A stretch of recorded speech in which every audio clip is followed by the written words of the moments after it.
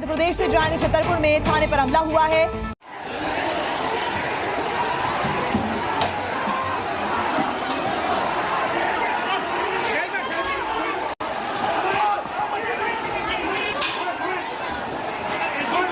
अस्सलामु अलैकुम वरहमतुल्लाहि वबरकातुहू।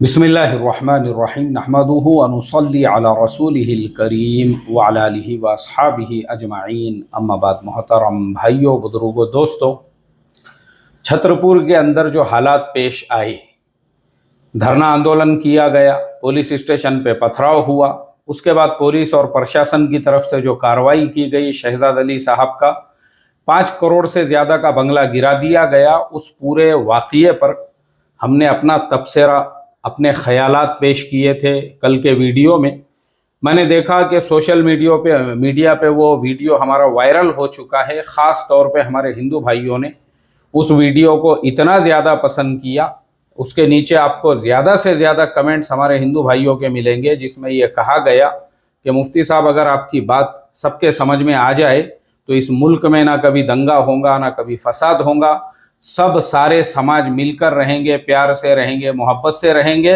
और उसके बाद हमारा मुल्क भी चाइना से आगे बढ़ जाएगा। आज जो मैं आप लोगों से बात करने वाला हूं, मैं आपको शुरू में डिस्क्लेमर दे दूं, मेरा मकसद किसी एक समाज को खुश करना, किसी एक समाज को नाराज़ करना ऐसा बिल्कुल भी नहीं है, क्योंकि मुझे आने वाले इलेक्शन में खड़े नहीं होना है। मैं कोई पॉलिटिशियन पार्टी का जो है सदस्य नहीं हूं, और न ही मुझे जो है किसी पार्टी की तरफ से कोई इनाम या एजाज़ या इकराम या अवार्ड मिला हुआ है कि मैं उनका प्रचार प्रसार करूं। बल्कि मेरा मकसद ये है कि मेरी अपनी लाइफ में मैं एक भारतीय नागरिक हूं। अब आपने यह इस पे से अंदाज़ा लगा दिए होंगे, मुझे अपने देश से इतनी मोहब्बत है। मैं मेरे ऑफिस में भी जो है दोनों साइड से तिरंगा लगा के रखता हूँ 12 महीने। ऐसा नहीं कि खाली 15 अगस्त या 26 जनवरी के टाइम पे। तो मेरे अपने लाइफ के एक्सपीरियंसेस वो सब मैं आपके सामने रखूँगा। आप चाहे हिंदू समाज से ताल्लुक़ रखते हो या मुसलमान समाज से, मेरा मैसेज ध्यान से, तवज्जो से सुनो। और अगर किसी एक आदमी को भी मेरी बात समझ में आ गई तो मैं समझूंगा कि मेरी मेहनत अल्लाह ताला ने कबूल कर लिया। सबसे पहले हम शुरुआत करते हैं कि देखो, अगर आपको हमारे भारत देश में अगर आपको विरोध करना है किसी ऐसी चीज़ के ऊपर जिससे आप नाराज़ हैं, शुरुआत करते हैं रामगिरी महाराज, जिसने अल्लाह के नबी सल्लल्लाहु अलैहि वसल्लम की शान में जो कुछ कहा, हम उससे नाराज़ है। विरोध हमारे देश में विरोध करने का जो तरीक़ा है वो क्या है? वो ये है कि आप लीगल तरीक़े से, आपको नाराज़गी है, आप अपने एरिया पुलिस स्टेशन में जाइए, वहाँ पे FIR दर्ज कराइए, और पूरे महाराष्ट्र में लोगों ने ऐसा ही किया। आप देखेंगे महाराष्ट्र का एक ज़िला है नांदेड़। मैं अभी वहाँ के 2 नौजवानों का वीडियो देख रहा था, जिन्होंने वहाँ के कलेक्टर ऑफिस के सामने एक छोटा सा मंडप डालकर भूख हड़ताल की है। आमरण उपोषण उसको मराठी में कहते हैं कि भाई जब तक रामगिरी महाराज पे कार्रवाई नहीं की जाती है, हम कोई चीज़ खाएंगे नहीं, पिएंगे नहीं। देखो, ये हमारे भारत देश का जो सिस्टम है ना, वो ऐसा है। आप भूख हड़ताल कीजिए, भूख हड़ताल करके आप अपनी बात को प्रशासन तक पहुंचाइए। आप इस तरीके से, ये पुरअमन तरीका है। अब छतरपुर में जो चीज़ हुई, बहुत सारे लोग, मुझे वो मैंने देखा, उस वीडियो के नीचे भी कमेंट कर रहे हैं, बोले मुफ्ती साहब वहाँ पे पुलिस ने जो कार्रवाई की है वो सही है क्या? शहजाद अली साहब का 5.5 करोड़ का, 5 करोड़ से ज़्यादा का बंगला गिरा दिया गया। देखो, पहली चीज़ मैंने ये पहले वीडियो में भी कहा, अभी भी कहता हूँ, सबसे पहले समझने की चीज़ ये है, भाई आप अपना जो विरोध है, वो विरोध आप किस तरीके से पेश कर रहे हो, उसको किस तरीके से आप बता रहे हो, उसका तरीका क्या है। मैंने उस वीडियो में भी कहा, अगर आप अपने मोब यानी अगर आप अपने लोगों को, आप अपनी भीड़ को कंट्रोल नहीं कर सकते हैं तो आपने आंदोलन भी नहीं करना चाहिए। आंदोलन किसने करना चाहिए? जिनके पास पूरा सिस्टम है, वो अपने लोगों को काबू में रख सकते हैं। अब आपके लोग जो है एकदम से वायलेंट हो गए। लोगों ने देखे कि भाई पुलिस से बात करने का तरीका भी गलत है। मैंने वो वीडियो भी देखा। हम भी जाते हैं पुलिस स्टेशन में, बार बार मेरा भी जाना आना होता है बहुत सारे कामों के सिलसिले में, और बहुत सारे अलग अलग डिपार्टमेंट के इसमें मैं जाता हूँ। आप पूरे रिस्पेक्ट के साथ में जाइए, वो आपसे रिस्पेक्ट से बात करेंगे, बैठकर आपसे बात करेंगे, आपके का जो कंसर्न होगा उसको पूरे ध्यान से तवज्जो से सुनेंगे, और उसके बाद में जो है उसका क्या सॉल्यूशन है, उसका क्या हल है, वो आपको बताएंगे। कलेक्टर ऑफिस में आप जाइए, देखो ये होता है तरीका। अब आप बोलेंगे हम पत्थरबाजी भी करेंगे, हम वायलेंट हो जाएंगे, हम पुलिस वालों पे, अच्छा पुलिस वाले जो है, अरे भाई वो हमारी हिफाजत के लिए है। पुलिस किसके लिए है मुझे आप बताओ ना, वो हमारी हिफाजत के लिए है। मैंने तो एक मर्तबा मेरे फाउंडेशन की तरफ से, अभी इसी साल की बात है, मैं इंडिया से बाहर सफ़र पे था, लेकिन मैंने ऐसा सोचा और मैंने यहाँ पे बात भी किया हमारे काम करने वालों से। मैं बोला यार, अपने यहाँ पे मैंने बहुत सारे वीडियोस देखा, जो बेचारे ट्रैफिक पुलिस वाले होते हैं, ये लोग इतनी गर्मी के अंदर, टेम्परेचर 50 के ऊपर है, वो रोड के रास्तों के बीच में खड़े हुए हैं। मैं ऐसा चाहता हूँ कि इस तरह की जो छोटी छोटी पानी की बॉटल्स है, या इससे जो बड़े वाली आती है आधे लीटर वाली, किनली है, इसी तरह से जो है बिस्लेरी की ठंडी पानी की बॉटल्स, और उसी के साथ में कोई शरबत वगैरह, जैसे पाइनएप्पल का जूस होता है या मैंगो का जूस होता है, ऐसा जो एनर्जी लाने वाला, जिसके अंदर जो है विटामिन सी हो, जो गर्मी में ख़ास तौर पे ज़रूरत पड़ती है, हम उसकी एक एक बॉटल, एक पानी की छोटी बॉटल, एक कोल्ड ड्रिंक की छोटी बॉटल, इस तरह से हम तकसीम करेंगे। हर ट्रैफिक सिग्नल के ऊपर जाएंगे और वहाँ पे ट्रैफिक वालों को देंगे, और उससे पहले हम जो है ना परमिशन लेंगे कि जो शहर के कमिश्नर साहब हैं, या जो शहर के अंदर ट्रैफिक पुलिस के जो सबसे बड़े अधिकारी होते हैं, उनको मिलेंगे, उनसे एक लेखी में जो है परमिशन लेंगे कि सर हम इस तरह से करना चाहते हैं, अगर आप हमको इजाज़त देते हैं तो। लेकिन प्रॉब्लम ऐसा था कि मैं अपने काम के सिलसिले में बाहर था और मेरे आने आने तक बारिश शुरू हो गई। तो मेरा ऐसा था, उसका रीज़न क्या है पता है आपको? क्योंकि भाई वो किसकी सेवा कर रहे हैं मुझे आप बताओ। तो मैं ये कहता हूँ ये चीज़ सरासर गलत है। आपने अपनी बात को पुरअमन तरीके से पेश करना चाहिए था। आपको पत्थर बरसाने का कोई अधिकार, कोई हक नहीं है। अब ये आपका एक्शन था, आपने अभी मुझे बताओ, किसी का सर फट गया, अगर उसकी वहीं पे मौत हो जाती थी, उसके बाद उसकी बीवी है, उसके बच्चे हैं, उनका जिम्मेदार कौन? गलत बात है ये। तो आपने जो एक्शन लिया ना, क्योंकि आपके अंदर उतनी कैपेसिटी होना चाहिए। मैं आपको बताऊं, हम क्यों नहीं करते बड़े बड़े जलसे जुलूस? अभी हम भी जो है, हमारी भी जो मजलिसें होती है, या तो हम उस मजलिस को मस्जिद की 4 दीवारी में लेते हैं, या तो कोई फंक्शन हॉल की 4 दीवारी में। भाई 4 दीवारी होना चाहिए। हमको ऐसा रोड पे, रास्ते पे, या फिर ऐसे मैदान के अंदर क्यों?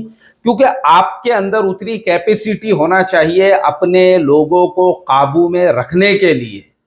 और मैं समझता हूं इंतहाई बददिमाग है वो शख्स जिन्होंने जुमा के अंदर इस तरह के ऐलान किए और सोशल मीडिया पे ये मैसेज वायरल किए, अगर बोले तुम पूरे पुलिस स्टेशन पे नहीं पहुंचोगे तो तुमको सीरत के जलसे में आने का कोई हक और अधिकार नहीं है। क्यों लोगों को धमकी दे रहे आप, वर्गला रहे, भड़का रहे, उकसाने का काम कर रहे? इंतहाई गलत बात है ये। कौन आपको, किसने इजाज़त दिया इसकी? इस्लाम आपको इसकी बिल्कुल तालीम नहीं देता है। इस्लाम ये कहता है, अल्लाह के नबी सल्लल्लाहु अलैहि वसल्लम की शान में जिस शख्स ने गुस्ताखी की है, जैसे मैंने कहा नांदेड़ के अंदर 2 नौजवानों ने धरना दिया, आंदोलन किया, भूख हड़ताल पे वो दोनों बैठे हुए हैं, ये एक पुरअमन तरीका है। इस तरीके से आप अपने गुस्से का इजहार कीजिए या आप अपनी बात प्रशासन तक पहुंचाइए। अब मीडिया चैनल वाले वगैरह जब उनके पास जाएंगे और जब सबको पता चलेगा कि भाई वो भूख हड़ताल पे बैठे हुए हैं, तो उसका एक असर होगा, उसका एक इम्पैक्ट होगा। ऐसे ही जिन रामगिरी महाराज ने बयान दिया हुआ है, उन रामगिरी महाराज को ये चीज सही से पता नहीं है, या उनके नॉलेज के अंदर जो बात उन्होंने अपने प्रवचन के अंदर कही है, उनको उसका सही से नॉलेज नहीं है। अब हमारा काम क्या है? हमारे 2-4 जिम्मेदार मिलके मराठी में जो अल्लाह के नबी सल्लल्लाहु अलैहि वसल्लम की सीरत की किताब है, वो रामगिरी महाराज से जाके मुलाकात करे, उनको वो किताब दे। और उनकी जो गलत फहमियाँ हैं उन गलत फहमियों को आप दूर करें, ये तरीका होता है मिलकर सामने वाले के गलत फहमियों को दूर करने का। इसलिए कि अल्लाह के नबी सल्लल्लाहु अलैहि वसल्लम के ज़माने में जब वो खुद उनके सामने जो लोग थे वो उनके ऊपर कचरा फेंकते थे, उनको गालियां देते थे, बुरा भला कहते थे, उसके बावजूद आप सोचो ताइफ के सफ़र में अल्लाह के नबी सल्लल्लाहु अलैहि वसल्लम के ऊपर सर के बाल से लेके पैर के नाखून तक आप खून में लहू लुहान हो चुके थे। हज़रत ज़ैद इब्ने हारिसा रज़ी अल्लाह ताला अन्हु आपके साथ में थे। वो ये फरमाते हैं कि सूरज गुरूब हुआ और अल्लाह के नबी सल्लल्लाहु अलैहि वसल्लम उन ताइफ के लड़कों को नजर नहीं आने लगे, इसलिए वो वापस गए, वरना वहां तक वो पत्थरों से आपको जो है आपके ऊपर पत्थर बरसाते रहे। लेकिन जब सूरज गुरूब होने के और अंधेरा हो जाने की वजह से उनको आप नजर नहीं आने लगे, फिर वो वापस चले गए। 3 मील तक वो आपके पीछे दौड़ते रहे। आप मुझे बताओ, इतना सब कुछ होने के बावजूद हमारे नबी पाक सल्लल्लाहु अलैहि वसल्लम के पास जब फरिश्ता आया और उसने कहा कि आप हुक्म दो, तो मदीने, ये जो पहाड़ है ताइफ के, उसके बीच में ये ताइफ वालों को रौंद दिया जाए, तो अल्लाह के नबी सल्लल्लाहु अलैहि वसल्लम के वो अल्फाज आज भी सीरत की किताबों में मौजूद है, जिसमें आपने ये कहा कि नहीं, बशर है, बेखबर है, क्यों तबाही की दुआ मांगू। ये बेचारे बेखबर है, इनको पता ही नहीं है मैं कौन हूं। अगर इनको पता होता था, आप देखो इस जुमले पे ध्यान दो, जब लोगों को पता चला कि वाकई में आप कौन हैं और आप अल्लाह के नबी सल्लल्लाहु अलैहि वसल्लम है, आपके मकाम और मर्तबे का, यही वो लोग हैं कि हुदैबिया के मौके पर उर्वा इब्ने मसऊद ने मक्के वालों से कहा, मैं बड़े बड़े बादशाहों के दरबार में गया हूं, लेकिन मैंने कैसर और किसरा के महल के लोगों को भी नहीं देखा कि वो अपने बादशाह से इतनी मोहब्बत करते हैं जितनी मोहब्बत हज़रत मोहम्मद मुस्तफ़ा सल्लल्लाहु अलैहि वसल्लम के सहाबा इकराम उनसे करते हैं। वो अगर कोई बात बोलते हैं तो पूरे ध्यान से तवज्जो से सुनते हैं, वो थूक देते हैं तो उनके थूक को अपने बदन के ऊपर बरकत के लिए मलते हैं, वो वुज़ू करते हैं और कुल्ली करते हैं तो पानी को भी अपने बदन के ऊपर मलते हैं। आपने ये सीरत रामगिरी महाराज को भी जाके बताना चाहिए था, एक डेलीगेशन ने उनसे जाके मुलाकात करना चाहिए कि उनकी जो गलत फहमी है, क्योंकि उनके पास, उनको नॉलेज जो है ना, उनके पास में ये नॉलेज ही नहीं है सीरत का सही तरीके से।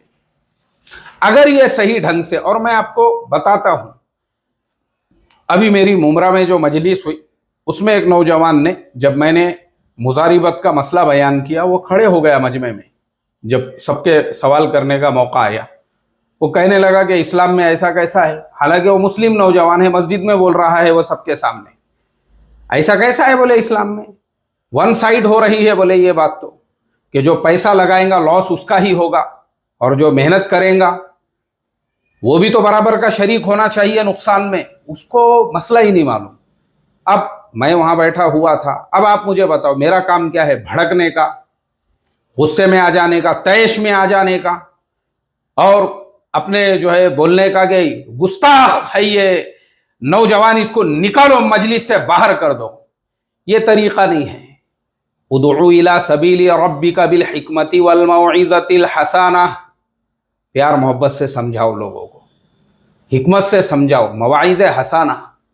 मैंने उस नौजवान को करीब बुलाया, मैंने कहा देखो बेटा ऐसा नहीं है।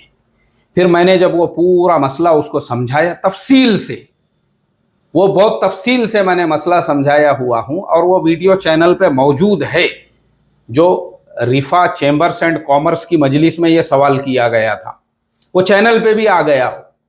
अब आप सोचो, वही नौजवान उस मजलिस के बाद हम नमाज से फारिग हुए और जब वापस जाने लगे, वही नौजवान वो मुझे नीचे के हिस्से में मिला, पूरा ऐसा शर्मिंदगी से सर झुका हुआ, और मेरे एकदम करीब आके उसने कहा कि मुफ्ती साहब मुझे अल्लाह के लिए माफ़ कर देना, एक्चुअल में मुझे पता ही नहीं था बोले, ये जैसा आपने क्लियर करके बताए ना तो फिर पूरी बात मेरे समझ में आई। आप मुझे बताओ ना, आप मुझे बताओ, ऐसे ही उसी मजलिस के अंदर हमारी एक बहन है, वो सीए है, मेरे ख्याल से इरफान भाई ने उनका नाम बताए थे, महजबीन बामने। महजबीन बामने मैडम, वो भी मजलिस के अंदर बैठी हुई थी। उन्होंने एक सवाल किया। कौन सा सवाल किया? कमोडिटी मार्केट के ऊपर, कि भाई इस्लाम के अंदर कमोडिटी मार्केट क्यों जायज़ नहीं है, जबकि जो है अगर मैं सूरज से माल लेती हूं, ऐसा उन्होंने मिसालों से समझाई। अब मेरा वो जवाब भी उसी वीडियो में मौजूद है, आप देखो। मैंने तफसील से, हालांकि वो सीए है हमारी बहन, लेकिन मैंने जब उनको पूरा डिटेल में वो चीज़ समझाया तब उनको समझ में आया कि फिर तो उन्होंने शुक्र अदा किया। अल्लाह का करोड़ों दर्जे शुक्र है कि इस्लाम हमको लॉस से बचाना चाहता है, नुकसान से बचाना चाहता है, इसलिए इतने बारीक बारीक मसले हमारी शरीयत के अंदर है, बै क़ब्ल अल क़ब्ज़ वगैरह वगैरह, वो सब मौजूद है, फ्री में है, वो आप देख सकते हैं। अब वही मैडम जब मजलिस ख़त्म हो गई, वो बिल्कुल आए, मुझे आके मिले और कहा कि मुफ्ती साहब मुझे आपका नंबर दीजिए, ताकि ऐसे मेरे पास बहुत मसले मसाइल आते रहते हैं। तो फिर मैंने कहा कि देखो, अभी मेरा तो मसला ऐसा है कि कस्टमर केयर वाले सारा काम देखते हैं। हमारे फर्जंद हुसैन हाशमी ने फिर अपना नंबर उनको दी है। बताने का मकसद क्या है आपको? बताने का मकसद ये है कि एक आदमी, जैसे इल्म के बारे में कुरान करीम में अल्लाह ताला ने कहा, क्या कहा कि अंधेरा और उजाला दोनों बराबर नहीं हो सकते हैं। उसका रीजन ये है कि जो आदमी को जब तक वो कंसेप्ट आप क्लियर नहीं करोगे, आप क्लियर करके बताओ, तो वो चीज फिर वो आदमी के समझ में आती है। तो मैं ऐसा समझता हूं, रामगिरी महाराज से एक डेलीगेशन ने जाके मिलकर उनका एक कंसेप्ट ये क्लियर करना चाहिए। और हमने भी चैनल के ऊपर जो है ना, ये जो जोशीली हमारी तकरीरें हैं और हमारे जज्बाती बयानात है और किस्से हैं और कहानियां हैं, इससे आप समाज को क्या दे रहे हो? आप समाज को आज का प्रॉपर इस्लाम बताओ।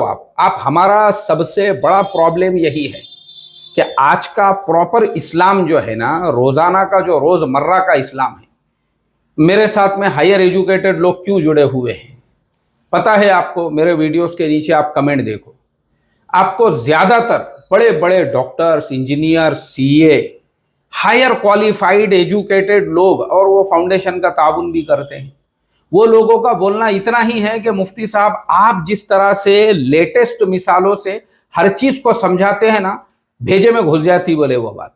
और हर आदमी के, जो खेत में काम करने वाला है वहां से लेकर तो हायर क्वालिफाइड तक, यहाँ तक के पुलिस डिपार्टमेंट के भी सैकड़ों लोग हमारे ब्रॉडकास्ट के मेंबर भी है और हमारे वीडियोस भी। अभी थोड़े दिनों पहले ही उत्तर प्रदेश के किसी डिपार्टमेंट के एक मुस्लिम ऑफिसर ने, उसने नीचे कमेंट किया था, जो हमारा बयान था, हाँ मुझे याद आया, वो बयान का उन्वान है कि नौजवान जुमा के बयानों से बज्जन क्यों हो रहे हैं। उसी के नीचे आप देखो, आपको वो मुस्लिम पुलिस ऑफिसर का कमेंट मिलेगा। वो उसने खुद ये कहा, आपकी बात 100% सही है, बोले मन घड़त किस्से, कहानियां और अपने मसलक का प्रचार बयानों के अंदर दूसरे मसलक को गालियां देना, दूसरों को बुरा भला बोलना, इसको मुनाफिक बोलना, उसको जिंदीक बोलना। मुझे बताओ ना, हम दूसरे कौमों में, दूसरे समाजों में क्या दीन का काम करेंगे? हमारे यहाँ ऐसे वांदे हैं, हमने मस्जिदों को पॉलिटिक्स का अड्डा बनाकर मस्जिदों पे बोर्ड लगाए हुए हैं। हम अपनी कौम के लिए अपनी मस्जिदों के दरवाजे नहीं खोल सकते हैं, दूसरे कौमों और दूसरे समाजों के लिए हम क्या उनके लिए मस्जिद एक परिचय के नाम के प्रोग्राम करेंगे? हमारे मसले हैं ये। इतनी कट्टरता हमने जो मसलकों के नाम पे, जमातों के नाम पे, फिरकों के नाम पे, हम अपने नौजवान बच्चों को खुद अपने एक दूसरे के खिलाफ में जहर पिला रहे हैं कि फलाना फिरका ऐसा है और हमारा फिरका वैसा है और फलानी जमात ऐसी है और फलानी जमात वैसी है। मैं अभी हजरत मौलाना सैयद अबुल आला मौदूदी रहमतुल्लाह अलैह का एक मजमून पढ़ रहा था। उनकी बेटी, उन्होंने वो मजमून लिखा हुआ था अपने वालिद मोहतरम के बारे में। बोले मेरे वालिद मोहतरम हमारे भाइयों के साथ में एक मस्जिद में जुमा की नमाज के लिए जाते थे और वो इमाम साहब के सामने बैठे हुए हैं और वो जो इमाम साहब है वो जुमा के बयान में वहाँ चिल्ला चिल्ला के मजमे को कह रहे हैं कि मौदूदियत जो है वो कुफरियत है, ये गलत है, ये गुमराह है, ये ऐसा है, ये वैसा है। यहाँ तक के बोले आपने मौदूदियों से इतना ज़्यादा दूर होना चाहिए कि कोई अगर इस फिरके का या मौलाना मौदूदी का मानने वाला या उनकी किताबें पढ़ने वाला वो मर जाता है और उसकी कब्र के ऊपर कोई बकरी जो है वो घास खा लेती है, उस बकरी का गोश्त खाना भी हराम है। तो वो हजरत मौलाना मौदूदी साहब खुद मजमे में बैठे हुए, उनके दोनों बेटे आजू बाजू में बैठे हुए। उन्होंने अपने बेटों को कहा, देखो बोले बेटा, गर्म नहीं होने का, सुनते रहने का, क्योंकि ये इमाम साहब कुरान के अंदर कहीं पे ऐसी कोई आयत नहीं है या हदीस में अल्लाह के नबी सल्लल्लाहु अलैहि वसल्लम की ऐसी कोई हदीस नहीं है कि हजरत मौलाना मौदूदी का मानने वाला अगर कोई है और उसकी कब्र के ऊपर बकरी जो है वो घास चर लेती है तो बकरी का गोश्त हराम। अल्लाह माफ करे, इतनी कट्टरता हमने जो है ना, इतनी कट्टरता एक दूसरे के ऊपर। अभी मैं क्या बोलूं आपको, अगर ये टॉपिक मैं छेड़ दूं ना तो 1 घंटा लगेगा इसको। हमने एक दूसरे के लिए, और आज तो हमारे आपस में, पहले एक ही जमात में थे, अब वही जमात के 2 टुकड़े हो गए, एक दूसरे के बैग फेंक रहे हैं रोडों रास्तों के ऊपर, मार मार के हकाल रहे हैं एक दूसरे को। क्यों? नहीं बोले ये अपने ग्रुप का नहीं है, खंडूलाल ग्रुप अलग है, बंडूलाल ग्रुप अलग है। बंडूलाल और खंडूलाल ग्रुप में जब तकसीम हो गए, एक दूसरे की जान के दुश्मन बन गए हुए हैं, एक दूसरे के मस्जिदों के दरवाजे एक दूसरे के लिए बंद कर दिए। तो हमारे अंदर इतनी कट्टरता है, हमारे अंदर अपने दिल जो है ना, खाली हमारी जमात, एक जमात में 2 टुकड़े हो गए तो एक दूसरे के लिए गुंजाइश नहीं है। ये दूसरी कौमों और दूसरे समाजों के लिए हम क्या गुंजाइश पैदा करेंगे अपने दिल के अंदर, जबकि हमारा असली मकसद तो यही था इस मुल्क में हमारे अकाबिर के रुकने का, कि भाई हम अपने हिंदू भाइयों से प्यार मोहब्बत का मुआमला करें, शीरो शकर की तरह से हम एक दूसरे के साथ में मिलकर रहे, उनको अपना अखलाक बताए, उनको अपने किरदार बताए, उनको बताए कि एक मुसलमान की ज़िंदगी कैसे होती है। यहाँ मुसलमान कुछ खुद इस्लाम नहीं मालूम है तो दूसरों को क्या बताएंगा वो इस्लाम। यहाँ इसके ही शादी के अंदर डीजे, इसके ही शादी में रंडियां नाच रही है, इसके ही यहाँ पे मुखन्नसों का जो है धिंगाना चालू है, दूसरों को क्या इस्लाम बताएंगा ये। इसके ही अपनी कौम के अंदर मस्जिद के सामने जो है किसी ने रिक्शा खड़े कर दिया, मस्जिद में आने वाले नमाज वाले के जो है रिक्शे के 4-4 टायर के हवा छोड़ दे रहे, किसी ने मोटरसाइकिल लगा के चले गया मस्जिद के सामने तो उसको लॉक मार दे रहे या उसकी हवा छोड़ दे रहे, किसी ने अपने घर के सामने रिक्शा या गाड़ी खड़े कर दिया। हम 15 मिनट, 10 मिनट, 20 मिनट खुद अपने ईमान वाले भाई को बर्दाश्त नहीं कर सकते हैं, गैरों हमारे जो दूसरे बिरादरान वतन है उनको क्या बर्दाश्त करेंगे हम, बताओ मुझे। तो अखलाक की कमी किसके पास है? और मैंने शुरू में ही कहा, मेरा मकसद किसी समाज को खुश करना या किसी को नाराज करना नहीं है। मेरा मकसद सिर्फ आपको ये रियलिटी बताना है, मुसलमान बनो तुम पहले। उसूल और आदाब जो इस्लाम के उसूल और आदाब है, और इस्लाम खुद आपको ये सिखाता है, मुल्क के कायदे कानून को आप रिस्पेक्ट दो।